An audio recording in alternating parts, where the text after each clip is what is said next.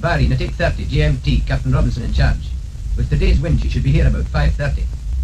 If she's at all late, Mr. Smith, we'll need flares and floodlights for night landing. Will you please have them ready? Yep, I'll see that's done. And Wilcoxon, would you ask the aircraft for the names of the passengers? Okay. Have a scan. 6 Saabs coming tonight. Sorry. I'll come and inspect the rooms in half an hour. Sorry. Aeroplane coming 5:30. Both at Sharjah. At once preparations begin for the arrival of the airliner. She is eastbound for India and Australia, 4 days out from England. Provisions are brought from the storehouse to supplement local supplies.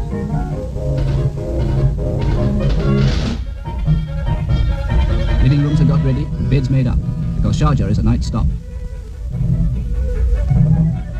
All through the hot afternoon, donkeys bring cans of water from a well in the desert to fill the tank in the courtyard of the fort. Water to provide baths for the passengers and crew.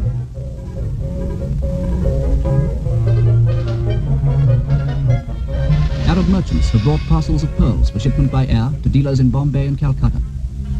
In the days before the air route, pearls were sent by sea or by long journey over land. But now the native merchants always make use of the airliners to carry their wealth. From now until the airliner departs at dawn tomorrow, the station superintendent will have no time for leisure. He must inspect the bedrooms to see that everything is in order, supervise the food, and attend to a multitude of other details. Outside, on the airport itself, another part of the organization is at work.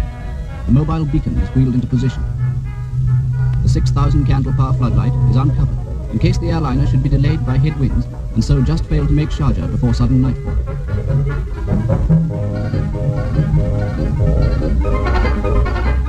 Mobile petrol pumps are got ready so that the refueling of the airliner's tanks can begin the moment she lands.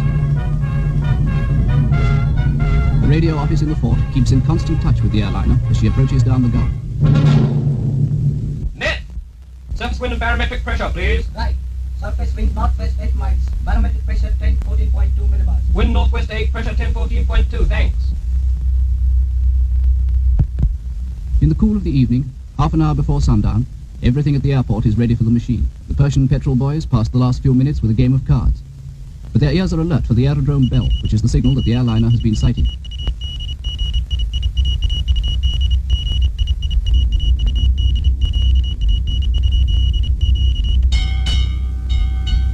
चलो चलो गाड़ी हो गया क्या जल्दी अभी आता है चलो चलो जल्दी चलो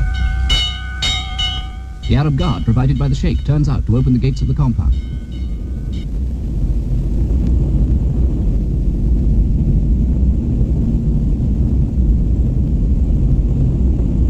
If anything should happen to the airliner, each man is liable to be punished in Arab fashion by the loss of eye or limb.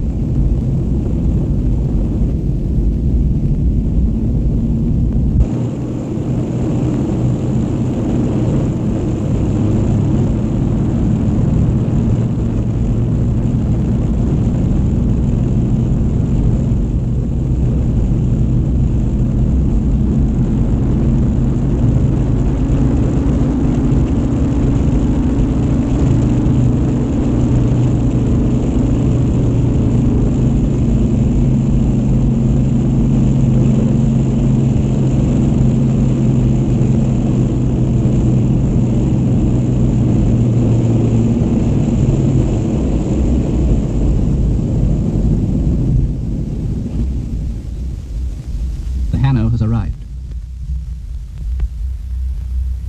Passengers and crew alike. They gossip of the day's run, things and places seen on the way.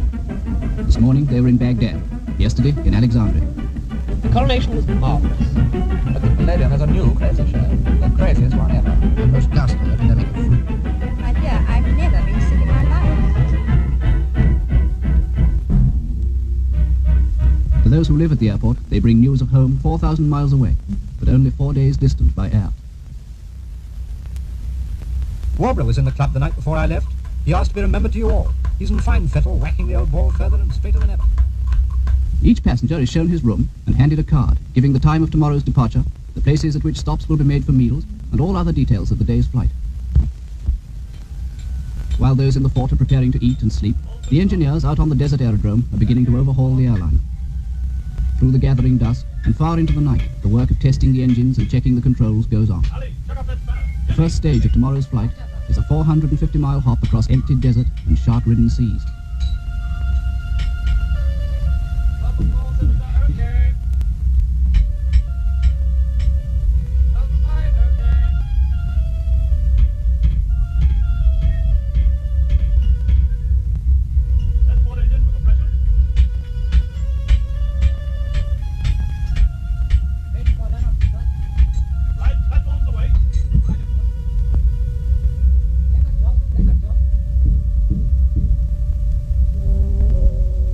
conditions must be discovered. A balloon is released from the roof of the meteorological station. A small electric light is attached to the tail, and from observations of the speed of its ascent, the force and direction of the wind at different heights can be calculated. Information of the greatest importance to the pilots on tomorrow's route.